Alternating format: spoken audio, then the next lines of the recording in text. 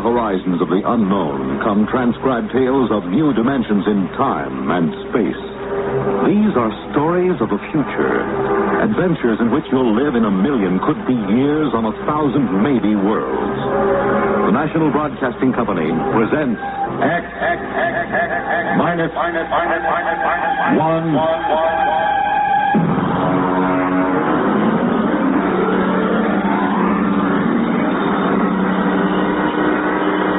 Tonight, The Stars Are the Styx by Theodore Sturgeon.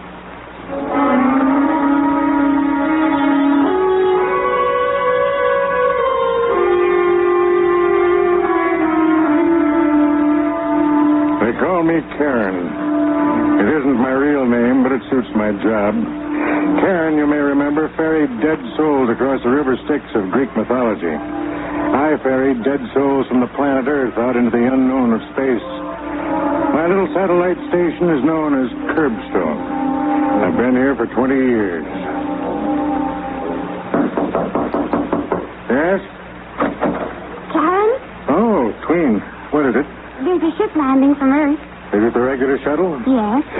Okay, we'll check the candidates as soon as they're in. I'll fill out the reports for you. Thank you. Oh, Tween. Yes? Close the door a minute, will you?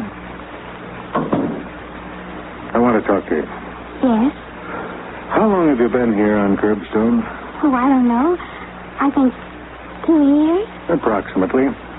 And you've been helping me here in the office for almost a year and a half. Have you thought about going back to Earth? Well, yes, I thought about it. And?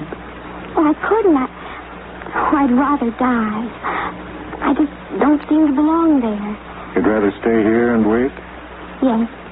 Even though you may never become certified for space? One day it will happen. Perhaps. I almost hope it won't. Oh, don't say that.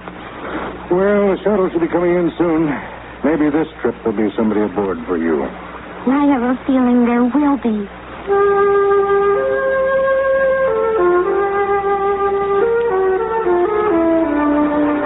I suppose I ought to explain a little about Kerbstone at this point.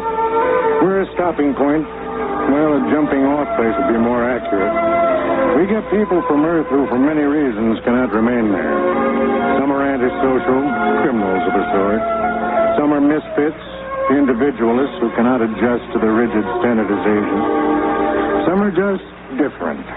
People who are physically different and who have been ostracized as a result. And a few are poets. Those who have souls too big for the confines of Earth. They come to Kerbstone and wait to be certified for space. And it's my job to send them out. They're waiting. How many this trip? 2 men and a woman. One of the men... Yes? Nothing. Oh, I've known you too well to be fooled. Why, you're practically glowing. Did you speak to him? No. But you think perhaps he'll be the one to choose you? Well, I think perhaps... the way he looked at me. How? Well, he didn't think there was anything funny about me. He just looked. There is nothing funny about you. Oh, you're trying to be kind. You should know me better. I'm the original Billy Goat Gruff. Oh, I do know you better. You have a kind heart. Enough of that. Ask them to come in. One at a time.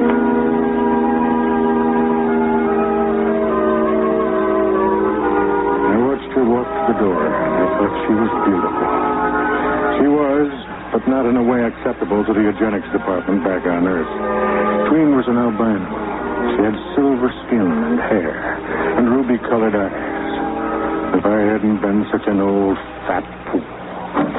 This way, please. Thank you. This is the senior relief officer. He'll check you in. Thank you, miss. Your name, please? Oh, don't you know it? No, I'm afraid Judd! Good Lord. Hello, friend. Judson, after all these years. I understand they call you Carrin. Yes. Oh, good. I'll call you Carrin. Well, what in the name of misery brings you to Kerbstone? Oh, I'm a candidate. But you, of all people, you had a good position and enough money. You didn't get into trouble, did you? Oh, the sort. Of what sort? When I was your student at the university many years ago, you taught me to enjoy my individuality. I tried to teach my students the same thing. The authorities wouldn't stand for it. I see. So I decided to take my chances in space. Are you aware of the risk? Well, not fully, or I probably wouldn't be here. Then let me acquaint you with the procedure here on Kerbstone. Look out that window. What do you see? It looks like a spaceship on a launching platform. Exactly. That ship is aimed at the outer galaxies. It has enough fuel to reach its destination and land, but not enough to come back. I see. The people who come here to Kerbstone have to be certified before they can take off in one of those ships. How does one go about being certified? There are 3 requirements. You must pass a physical examination and a mental examination. And the third? You must find an agreeable partner for the trip. A partner? A partner of the opposite sex who is willing to share her life, or death, with you from now until eternity. That could be rather difficult. When the Earth authorities agreed to Operation Kerbstone, it was decided that it would be a method of colonizing the outer galaxies with Earth people. Therefore, these ships are built to carry 2 people. I see. Well, suppose I choose somebody and she doesn't want me.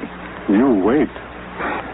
Just suppose I pass the physical and the mental test, and I even find a partner. Suppose we get into the ship and are launched into space. What are our chances? Come here. This board shows a light for each ship that is en route in space. There, you see that one? That's a couple named Fort and Mary Ellen. They went out together last week, headed for the Deneb systems. As long as the light shows, they're all right. They haven't been destroyed by radiation or piled up on some asteroid or gotten into a time warp. We know from our years of launching couples here on Kerbstone that 46% of them never make it. And of those that make it? We don't know. They have the equipment for survival, of course, but who knows what they'll meet on some strange planet. And still they go out. Still they go out. When do I take the examinations? Well, you can start tomorrow if you like. I'd like to talk over old times with you right now, but I have to check the other 2 passengers you came up with. Certainly. Tween, would you come in, please? Tween assists me here. She, too, is waiting to find a partner for the trip. Yes? Tween, this is Judson. Judson's an old friend. He was a student of mine many years ago. Very happy to meet you. Yes, I know you are. Tween, tell the others to come in, please. Yes, sir. A remarkable girl. Remarkable looking, at any rate. Well, Tween will tell you where your quarters are. I hope we'll talk soon. Well, I hope so. Oh, by the way, that light on the board, Fort and Mary Ellen? What about it? Well, it just went out. From July 24th, 1956, the Golden Age of Radio Theater is presenting X-1.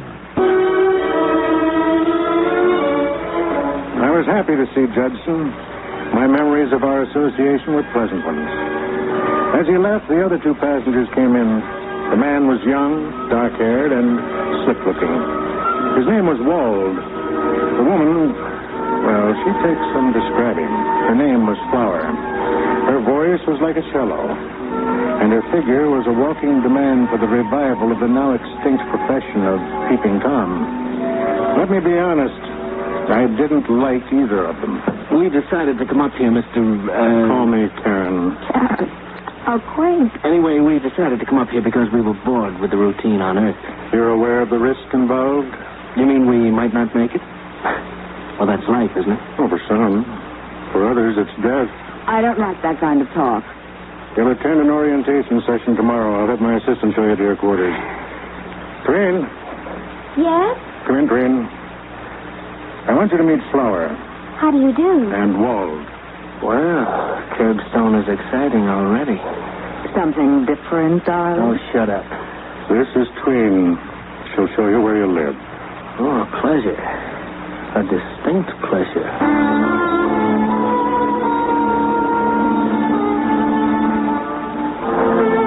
When I saw Tween the next day, there were stars in her eyes. Good morning. Good morning. You're laughing. Am I? Your eyes are. I'm happy. Good. I think it won't be long now Before what? before I'm certified. Oh, I've met someone who really likes me. I see. Can you guess? No, who is it? Well, you know that dark-haired young man who came in yesterday with your friend Chesterton? Wald? Mm-hmm. We went down to the ship together, and he asked a lot of questions about it, and then we started to talk about us. He says he's wasted his whole life flitting from one diversion to another. Really? Now he says he's looking for something with some meaning. Do you like him? He isn't afraid of me. He doesn't see anything wrong with my being different. I thought he was with Flower. Oh, he says he and Sarah travel together because of habit. They're both bored and looking for something. Or someone. Well, as long as it makes you happy. He kissed me. Do you know that no man has ever kissed me like that? You enjoyed it? Oh, yes. Did he say anything about going out into space with you? He said he could think of no one he'd rather go with. And when is he going to sign the certification? Well, he felt we ought to get to know each other better. For a while, anyway. He's right, don't you think? Yes, I think it would be better. Carrin. Yes? I love you very much. Why did you say that? Well, because it's true. I mean, there's something so kind and understanding about you. Don't let it fool you. Underneath, I'm the same as anybody else. No, I don't believe it. Why, they picked you for this job because you have such compassion. You could never hate. Could you? I don't know. I never have, but now I don't know. That's because you're in love. You can't love really unless you can hate. I don't believe that. Oh, I just invented it to sound as if I knew the answers. Come on, I'll buy you a drink to celebrate the big event.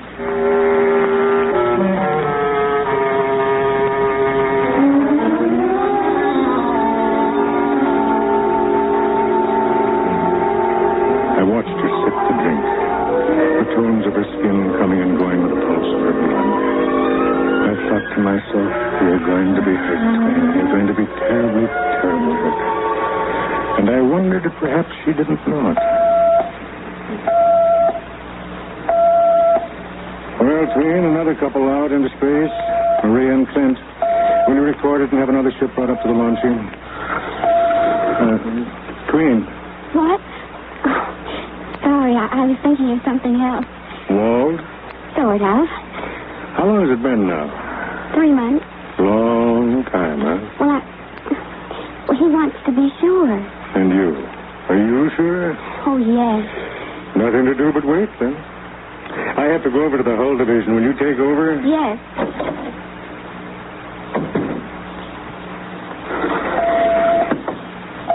Well, sometime I, too, will be speeding through space.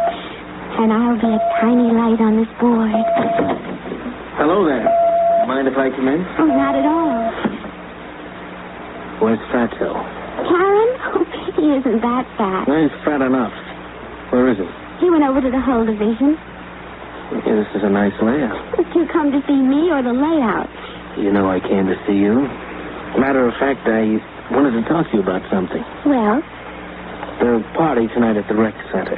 Well, what about it? We're going, aren't we? I can't make it. Was something wrong? I'm meeting somebody else.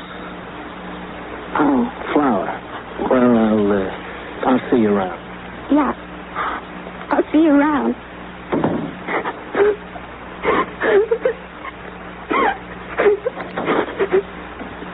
Hey. Oh, Carrin. Carrin. Oh, no. Just let him flow. He doesn't care about me. He never has. I know. And he's going back to Flower. I know. I saw him leaving. Oh, what'll I do? He's the only one who ever wanted me. No, not the only one. Now there are two of us.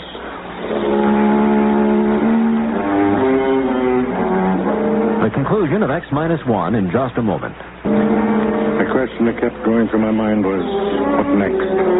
How long was Wall going to hang around Kerbstone before he decided to go back to Earth? I couldn't believe he'd have the guts to go out into space, but I had underestimated Flower. Well, the prodigal returns. Don't make funny remarks. Tell me, darling, what brings you to my room at this late hour? Could it be that you miss me? Or has little Miss Tween given you the heave? Shut up and give me a drink. And don't act so self-righteous. You've been having your fling with this Judson character. My, jealous, too. Oh. I thought you and I agreed a long time ago we'd never make any claims on each other. That was a long time ago. Frankly, I'm getting bored with this satellite. Let's go back to Earth. I'm bored with Earth. Well, we'll go someplace else then. I am going someplace else. Where? Out. Space. Oh, come on now, don't be ridiculous. Oh, I am not being ridiculous. Do you know that only 46% arrive? And if you get there, heaven only knows what kind of monsters or poison atmospheres get you. I know, but there's a certain thrill in the risking. Oh, and when did you start feeling poetic? Since I started talking to Judson. Listen, Flower, don't try to trick me. I know you too well. You're 100% too selfish to risk your pretty skin for some poetic feeling. Well, listen to me. You and I have been together for years. We're very much alike. Now, I'm telling you that I intend to go out. I want you to sign my certification and come with me. You're mad. No. I think maybe if we get away from everything out there, we'll find each other. Oh. We'll have a chance to love and be decent like ordinary human beings. Oh, Walt, don't you see? We've been destroying ourselves for years. We're getting older now. Please try to see it. A clean start, a new life, huh? Well? This fellow Jackson has really been filling your ear, hasn't he? He's a kind person. He doesn't think I'm worthless. You kill me, girl. Walt, will you come with me? No. If you want to wreck yourself, go ahead. And who, pray tell, thinks enough of a cheap character like you to sign a certification? Judson. What? He said he would go out with me. And I intend to go.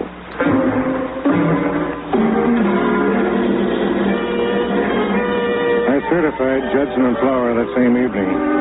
They're going to leave at midnight. I was working late. Come in. Well, Flower, I thought you and Judson... We're not going. At least, I'm not. Oh? Judson decided he didn't want me along. He did? Here. He left this note for me. The story of my life. Nice girl, but who wants to marry anybody like that? Let's see. I'm going alone. Don't try to stop me. It wouldn't work. I'd always look down on you, Judson. It doesn't sound like him. Sounds like every man I've ever known. Except Wald. Wald doesn't judge me. Except Wald? Where's Judson now? Locked in the ship. He's leaving at midnight. 3 minutes. Listen, you wait here. Where are you going? See if I can reach that ship before it's too late.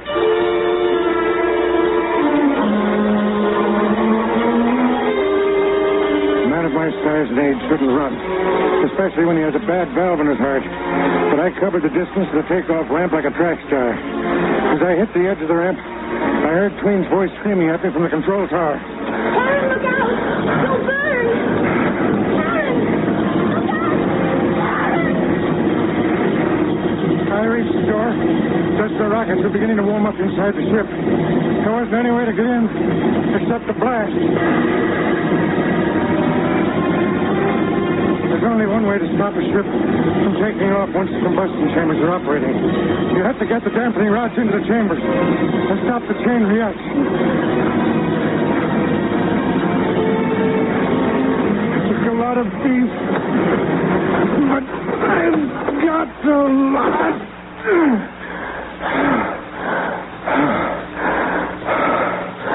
I looked around the control room of the ship. Judson was strapped into the pilot's chair. The controls were preset for automatic takeoff. I went over to him. He was dead. His head cracked like an eggshell. Judd, I know you can't hear me, but I swear to you, I'll get the one who did this. Really? Don't move. I have a gun on you. Walt, you're a pig. You're a living human pig. Thanks for the compliment. To take the life of a man whose only act against you was that he wanted to help Flower? I can't afford to lose Flower. Don't you think you've lost her already? Not at all. She thinks Judson is going out into space without her. I knew he wasn't capable of writing a note like that. It doesn't matter. Just how do you expect to get away with it? Quite easily. Judson isn't going out alone after all. Meaning? He's going to have a companion. You. It won't work, Walt. Once the ship is headed for the stars, there won't be a shred of evidence. Okay. You've got it all figured out. That's right. Now turn around. You have the gun. All I've got is this. Stop it! Stop it! Fat men can move amazingly fast, Walt. What are you going to do? Do? Nothing much. I'm just going to certify you, Walt, What? for a flight into space.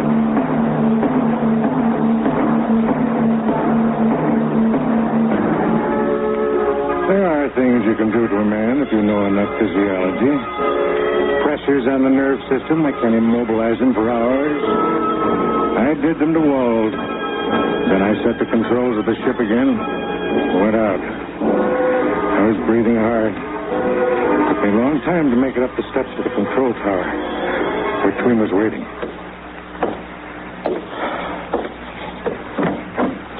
Carrin. Oh, Carrin, I was so worried. I thought you'd be burned. And then when Walt went in... I'm okay. That's all right. Sit down a minute.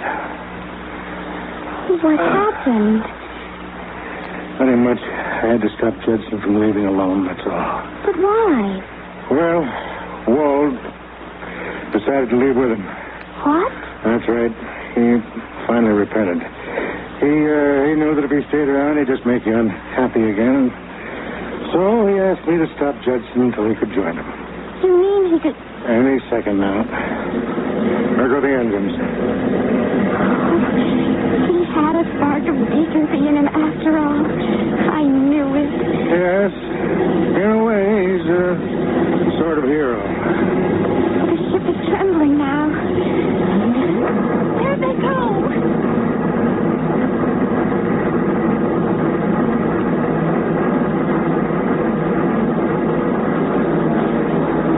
Maybe she knew, maybe not. Anyway, she had loved a man, and now she could love another. She came over to me and leaned over and kissed my mouth. Her lips were cool. Then I knew that I could live with the viciousness of what I had done. When you're old and fat as I am, the kiss of a young girl can make you human again. They call me Carrin. They forget what it feels like to be denied two worlds instead of one. And they forget something else, too. Carrin was more than a boat pilot.